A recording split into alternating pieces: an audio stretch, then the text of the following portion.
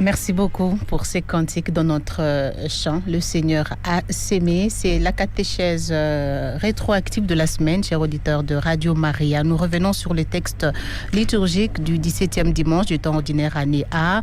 L'évangile, c'est Matthieu 13, chapitre 13, versets 44 à 52. Appelez-nous pour participer. Posez vos questions 082 016 35 12 au 090 68 16 742 084 10 78 364 et le 09 98 23 97 23. Écrivez-nous, envoyez vos questions en voice au 081 99 66 098. Voilà les numéros par lesquels vous pouvez nous faire parvenir vos différentes préoccupations. On va donc prendre déjà des questions que vous avez envoyées. Nous commençons par les textos de Hervé Essomé qui nous écrit depuis Saint-Jean-Paul II. Nous sommes à Limité, Kinshasa. La première question, est-ce que toute sagesse est divine? La première question de Hervé Essomé. La deuxième, que signifie aimer Dieu? Prenons d'abord ces deux questions. Est-ce que la sagesse est divine? Et la deuxième, que signifie aimer Dieu? Deux questions. Merci beaucoup à notre frère depuis Saint-Jean-Paul II, Limité industriel, 7e rue.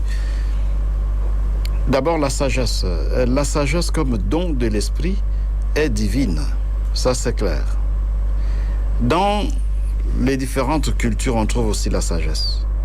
Il y a une sagesse africaine, il y a une sagesse occidentale, asiatique, ainsi de suite. Ça dépend d'une culture ou d'une autre.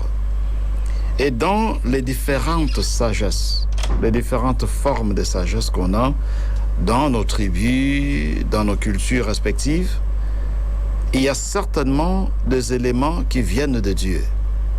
Mais il y a aussi d'autres éléments qui constituent des pesanteurs, qui nous attirent vers le bas, et donc qui ne viennent pas de Dieu. La sagesse comme don de l'esprit est divine.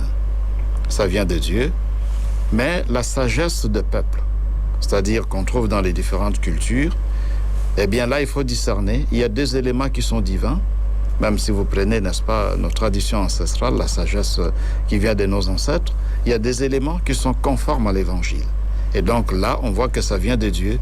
Il y a d'autres éléments aussi qui sont, comme j'ai dit, des pesanteurs, qui nous empêchent de vivre l'Évangile. Et donc ça ne vient pas de Dieu. Deuxième question, que signifie aimer Dieu? C'est-à-dire l'amour du prochain, l'amour de Dieu. Et aimer, c'est tout simplement chercher le bien de l'autre. Chercher le bien de l'autre. Et on définit ça un peu dans Actes 10, 38. Jésus passait en faisant le bien. Faire le bien, c'est ça aimer. Donc aimer, au sens biblique du mot, ce n'est pas poétique. C'est vraiment concret. Faire le bien. Et faire le bien, ça signifie quoi? Pour être plus précis, Matthieu 25, c'est accomplir des œuvres de miséricorde en faveur de l'autre. Des œuvres de miséricorde spirituelle, comme l'Église nous l'enseigne, il y en a 7. Et puis les œuvres de miséricorde corporelle, il y en a aussi 7. Ça, ce sont les différentes voies qui nous permettent de concrétiser ces commandements de l'amour. On aime Dieu en aimant le prochain. On aime Dieu en étant au service des autres, en cherchant le bien des autres, en voulant le bien des autres. Eh bien, on vit l'amour de Dieu, parce que l'amour de Dieu et l'amour de l'amour du prochain sont inséparables.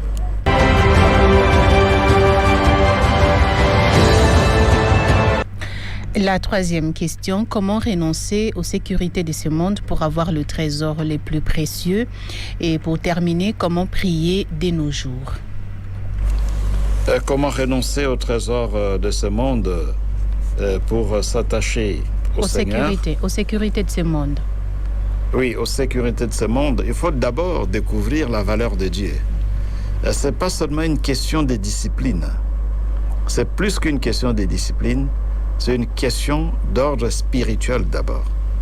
La spiritualité précède la discipline.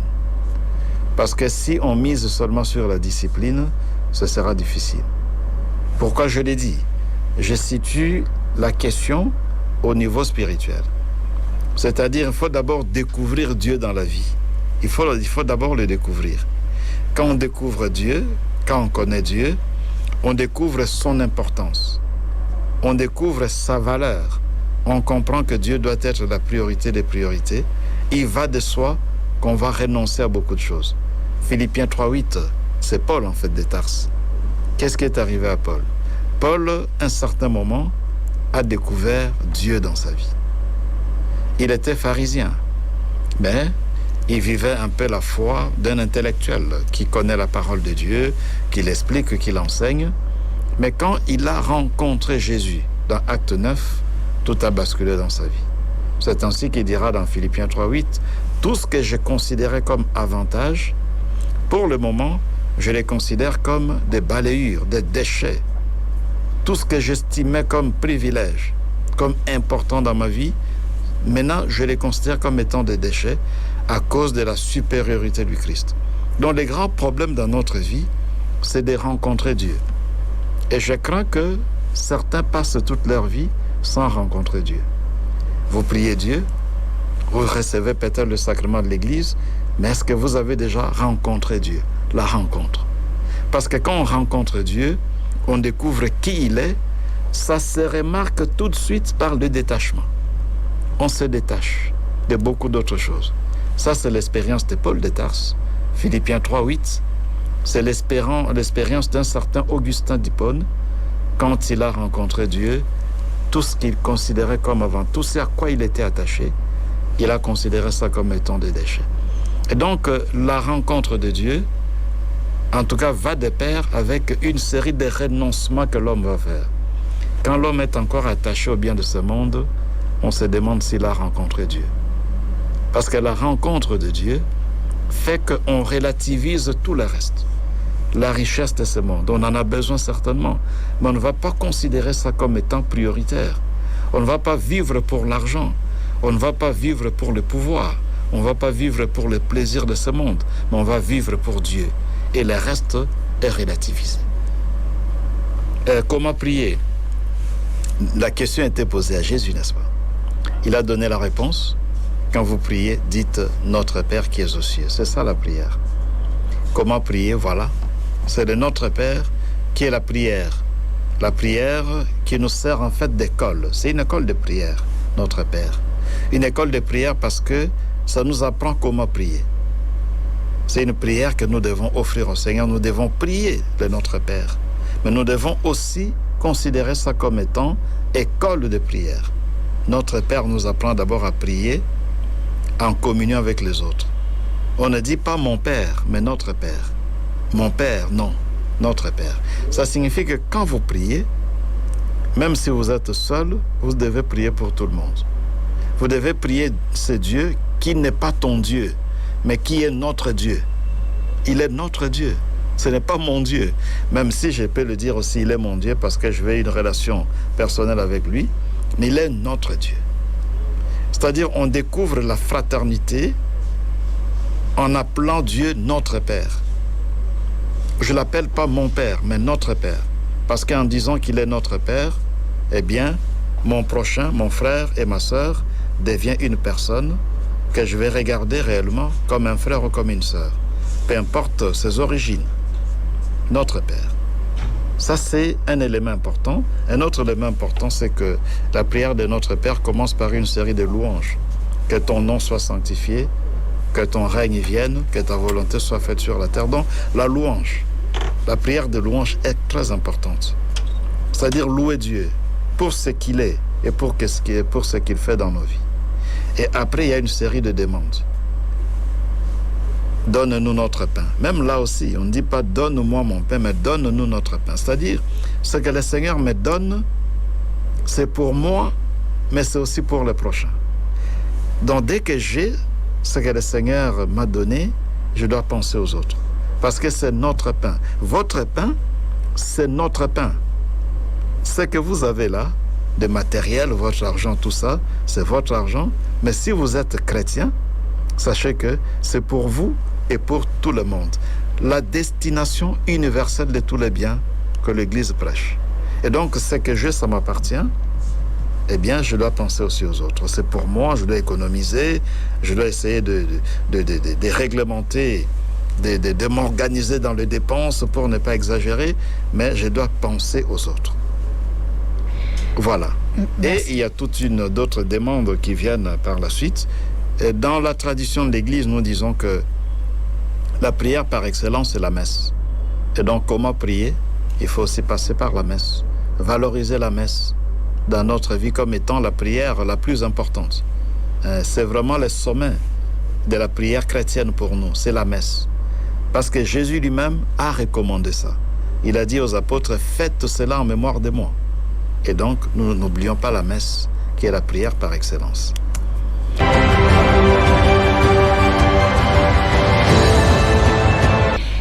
Merci Père, on va écouter ces voices. Bonjour Monsieur l'abbé, j'aimerais savoir par rapport à la première lecture d'hier, la demande de Salomon. Salomon avait demandé à Dieu la sagesse et l'intelligence.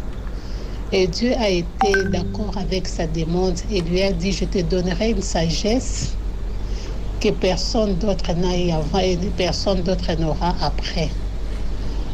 J'aimerais savoir, lorsque nous demandons à notre Dieu la sagesse, est-ce que nous l'avons de la manière dont il a donné à Salomon ou bien il nous donne d'une autre manière? Merci. C'est la sœur Viviane depuis Nodassa. Merci à la sœur Viviane. Et merci beaucoup à la sœur, notre sœur qui nous a appelés. C'est la question s'inspire de la première lecture de ce 17e dimanche du temps ordinaire. 1 Roi 5, donc la prière de Salomon pour demander la sagesse. Dieu lui demande de lui dire ce qui est plus important pour lui. Il va commencer à diriger les royaumes. Alors maintenant, comme roi, qu'est-ce qui est plus important? Salomon a demandé la sagesse. Selon 1 Roi 5, il a demandé la sagesse. Il n'a pas demandé l'intelligence. Mais Dieu va lui donner et la sagesse et l'intelligence. Donc Dieu ajoute quelque chose de plus. Et c'est important. Parce que la sagesse, comme Salomon lui-même le dit, ça consiste à savoir ce que Dieu veut et puis ce que Dieu ne veut pas. Et comme disait le pape, être sage, c'est regarder avec les yeux de Dieu, faire des choses comme Dieu les ferait, c'est-à-dire faire la volonté de Dieu, c'est un peu ça être sage. Mais comment connaître la volonté de Dieu si on n'est pas intelligent? Voilà pourquoi Dieu a considéré que la demande de Salomon, qui se base sur la sagesse seulement, elle est importante, mais elle est peut-être incomplète. Pour un roi, le roi doit être aussi intelligent. Sage, c'est-à-dire chercher à faire la volonté de Dieu, marcher dans la crainte du Seigneur, parce que ça va de pair. Le commencement de la sagesse est la crainte du Seigneur.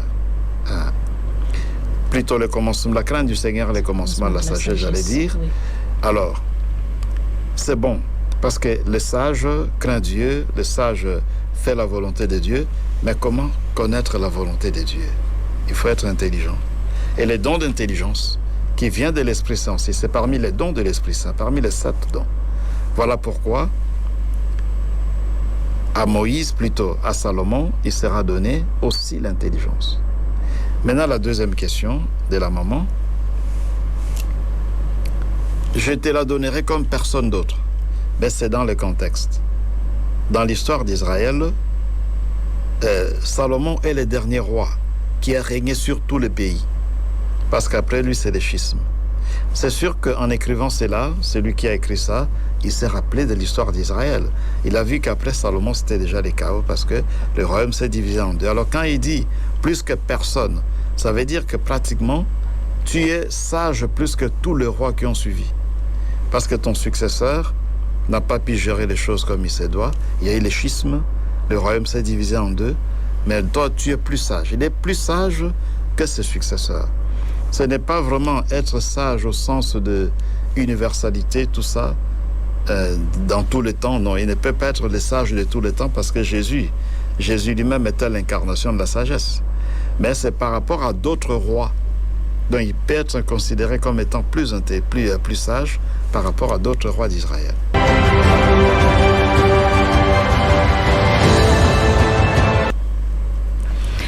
Appelez-nous 082 016 35 12 ou 090 68 16 742 084 10 78 364 et le 09 98 23 97 23.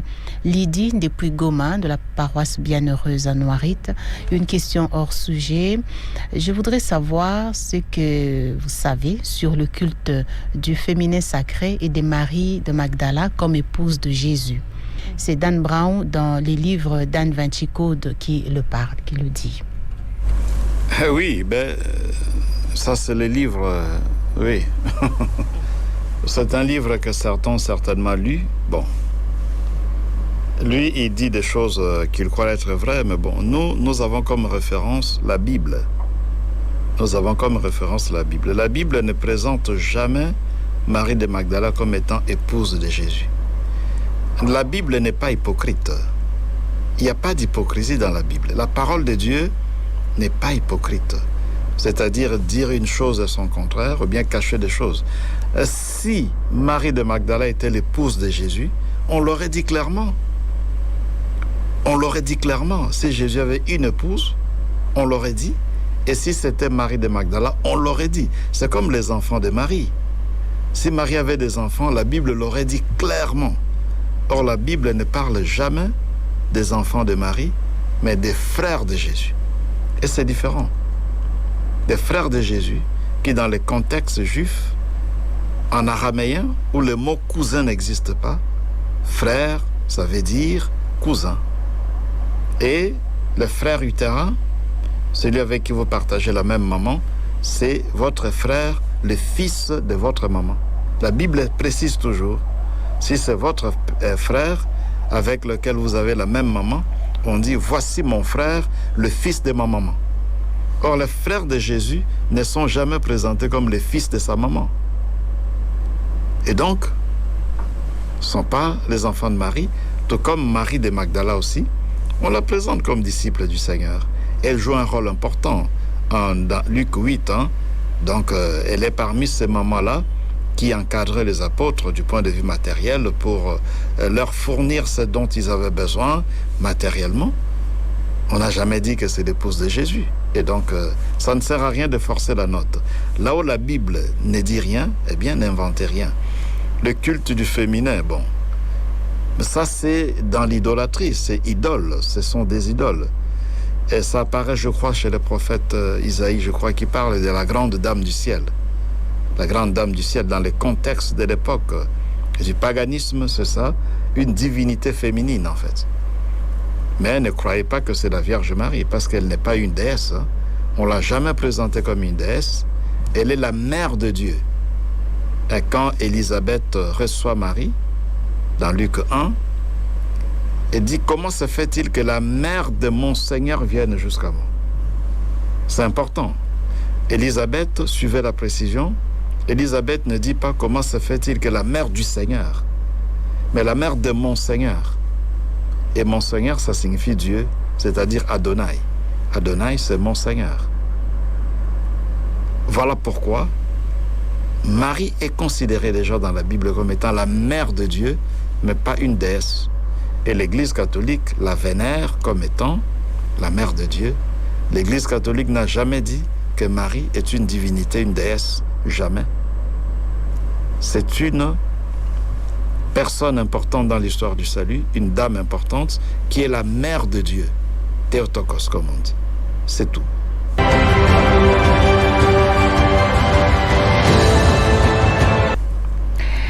Merci Père. On prend les deux questions de Achille Kabéan depuis la paroisse Saint-Pie-X.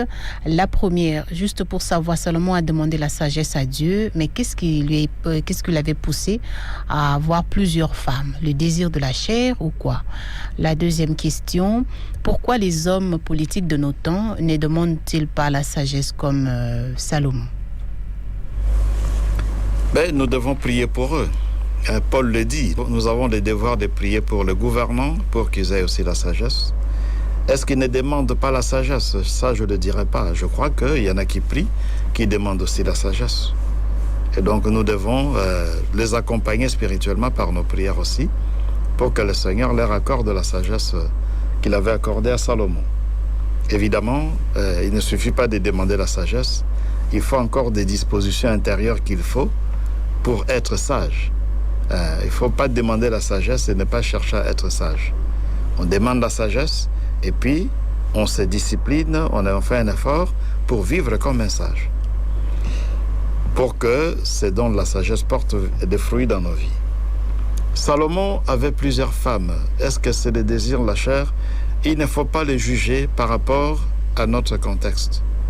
Il faut le replacer dans son contexte.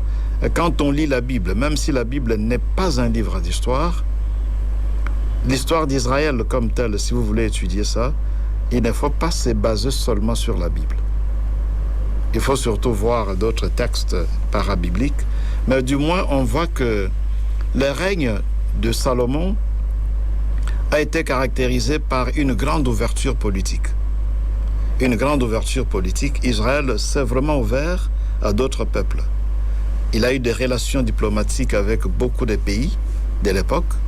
C'est ça ce qu'on voit un peu en lisant un peu le récit qui se rapporte à Salomon et à son règne.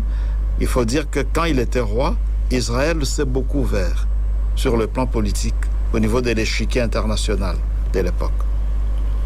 Et les conséquences sont que plus vous ouvrez à d'autres pays, plus vous devez épouser des reines qui viennent aussi de ces pays-là. Ce n'est pas comme aujourd'hui. Aujourd'hui, il y a des maisons de représentation diplomatique. C'est-à-dire tel pays qui entretient des relations diplomatiques avec tel pays doit avoir une ambassade avec un ambassadeur qui représente ces pays-là. À l'époque, les ambassadeurs, ce sont des reines en fait. Et donc, s'il a des relations avec l'Égypte, il faut qu'il y ait, en principe, il faut qu'il y ait une Égyptienne qui est épouse de Salomon et qui vient à la cour d'Israël. C'est pour cela que parmi les épouses ou les concubines, comme on dit, de Salomon, il y avait même une Égyptienne. Donc, une fille de Pharaon était à la cour. C'est qu'il y avait de bonnes relations entre Israël et puis l'Égypte. S'il avait des relations diplomatiques avec le Liban, c'est autant, il faut qu'il y ait aussi des reines qui viennent du Liban. Donc voilà un peu, c'est un peu le contexte de l'époque. On parle de 600 concubines, c'est certainement exagéré, hein? C'est impossible. C'est exagéré, ce sont des chiffres qui sont plutôt symboliques tout simplement, qui veulent dire que bon, il avait quand même beaucoup de maîtresses, et je crois qu'il faut situer ça dans les cadres des relations diplomatiques qu'il avait avec d'autres pays.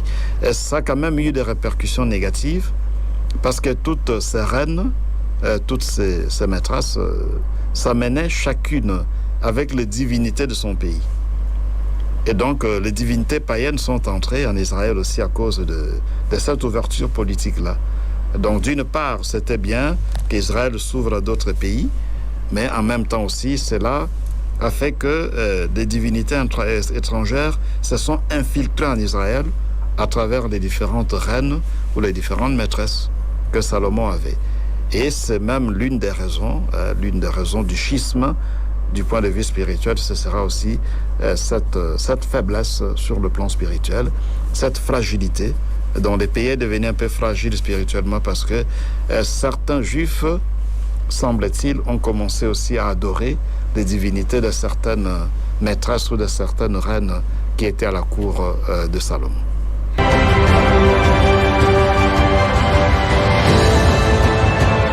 Merci Père Mamémé, vous êtes avec nous, vous avez la parole. Merci beaucoup Régine, merci Père pour la catéchèse. Parlons toujours de Salomon, mon Père. Au fait, il n'était pas saint. Il est humain comme tout le monde, mais nous voyons ce que Dieu a fait de lui. Et nous voyons aussi, mon Père, nous devons nous inspirer, surtout ceux qui gouvernent ou bien qui ont de pouvoir. Ils devaient s'inspirer de la prière de Salomon, qui est celle d'humilité et de la confiance vis-à-vis de Dieu. Car Salomon demande la sagesse pour gouverner le peuple.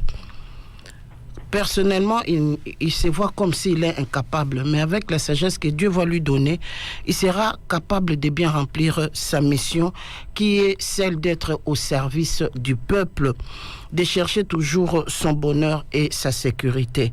Donc, tous ceux qui ont le pouvoir, n'est-ce pas qu'ils devaient s'inspirer à cette prière de Salomon. Et nous voyons comment Dieu est généreux vis-à-vis de Salomon, malgré ce qu'il était.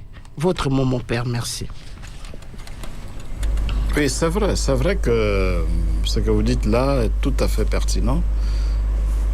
Que la prière de Salomon, c'est une prière qui doit inspirer ceux qui dirigent, et même tout le monde, parce que chacun de nous dirige quelque part. Un père de famille a besoin de la sagesse, une mère de famille a besoin de la sagesse aussi. Vous êtes chef d'entreprise, directeur quelque part dans une entreprise ou bien dans une ONG ou quoi, mais vous devez avoir la sagesse. Et pour les politiciens, n'en parlons pas, ils en ont vraiment besoin. Comme je disais, il faut absolument aimer ça, parce que Salomon a aimé la sagesse. Et il demande aussi la sagesse parce qu'il est jeune, il est très jeune. Et c'est sûr que quand il demande la sagesse, il sous-entend quelque chose qui peut combler ses lacunes en termes de manque d'expérience. Parce que quand on dit qu'il est jeune, ça signifie qu'il n'a pas encore beaucoup travaillé et donc il n'a pas assez d'expérience. Et la sagesse qu'il demande, c'est pour que ça comble cette lacune-là. Et c'est important, mais non seulement il a demandé la sagesse, il s'est appliqué. Il faut s'appliquer. Je demande la sagesse et j'essaye aussi de vivre comme un sage. J'essaye de vivre comme un sage. Si je demande la sagesse, mais je ne me force pas de vivre comme un sage, c'est-à-dire celui qui se fait respecter en fait. Un sage est toujours respecté. Et il se fait respecter non parce qu'on le craint, mais parce qu'on l'apprécie par sa façon de vivre. C'est ça les sages. Les sages suscitent l'admiration de la part de ceux qui sont autour de lui par sa façon de vivre. Parce qu'il incarne certaines valeurs qui sont tout simplement émanation de sa volonté de chercher à plaire à Dieu. Les sages cherchent la volonté de Dieu. Ce qu'il fait doit être conforme à la volonté de Dieu. Il voudrait que ce qu'il fait soit ce que Dieu veut. Alors tout ça, ça fait de lui une personne de référence qui suscite l'admiration des autres. Et c'est ça, en fait, le problème. La prière, oui, on peut faire la prière pour la sagesse. Chacun de nous peut faire ça. Mais il faut aimer la sagesse.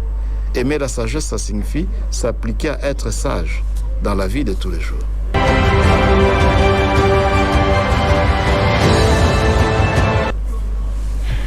Merci beaucoup, Père Roger. Que nous dit le Saint-Père sur l'évangile du dimanche, du 17e dimanche du temps ordinaire avec Mama Aimé Kapinga? Merci beaucoup, ma sœur Régine. Le pape François s'est attardé sur la construction du royaume à laquelle Jésus invite une construction qui requiert la grâce de Dieu, mais aussi la disponibilité active de l'homme. Dans cette parabole de Matthieu, Jésus esquisse 3 paraboles, celle de trésors cachés dans les champs, de perles précieuses, et celle des filets, et celle des filets, voilà. Le Saint-Père s'est attardé sur les 2 derniers en soulignant que la réaction de celui-ci qui trouve la perle ou le trésor est pratiquement la même. L'homme et les marchands vendent tout pour acheter ce qui est le plus cher. Le royaume des cieux est le contraire des choses superflues. Nous devons abandonner les lourds fardeaux de nos certitudes mondaines qui nous empêchent de chercher et de construire le royaume. La soif de possession, la soif de profit, la soif du pouvoir, en ne pensant qu'à soi-même, c'est le trésor qui renouvelle la vie chaque jour et élargit vers les horizons plus vastes ceux qui ont trouvé ces trésors.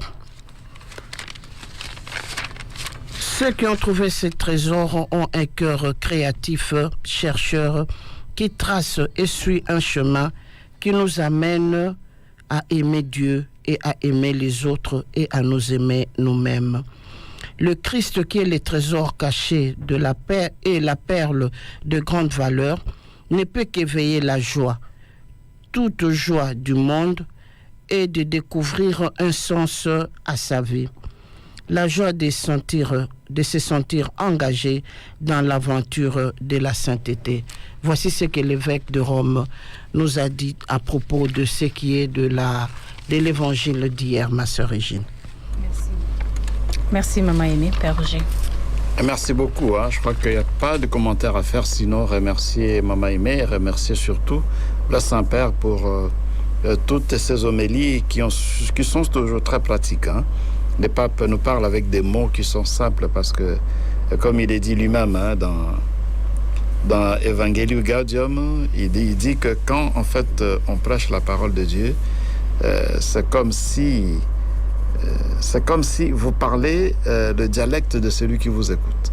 C'est-à-dire le souci de se faire comprendre de tous, de faire en sorte que la parole qu'on annonce soit saisie par tous. Et je crois que là, un grand merci au pape, c'est l'esprit vraiment qui le conduit, parce qu'il est à la tête d'une église qui a plus de 1,2 milliard de personnes à travers le monde. Mais ces homélies sont toujours appréciées, aussi bien en Asie, en Amérique, en Afrique, en Europe, en Océanie, partout. Merci.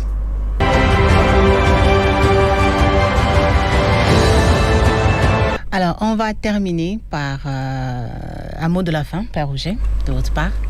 Mais le mot de la fin, c'est juste remerciement. Je réitère nos remerciements au nom de tous ceux qui célèbrent leur anniversaire de naissance aujourd'hui. Nous sommes nombreux. J'ai cité juste quelques noms, mais ils sont nombreux. Nous sommes nombreux. Et en mon nom personnel aussi, un grand merci. Nous continuons à compter sur vos prières, sur votre appui, pour que chacun de nous puisse bien exercer la mission que le Seigneur lui a confiée au sein de l'Église et dans la société. Un grand merci. Merci, Père Roger.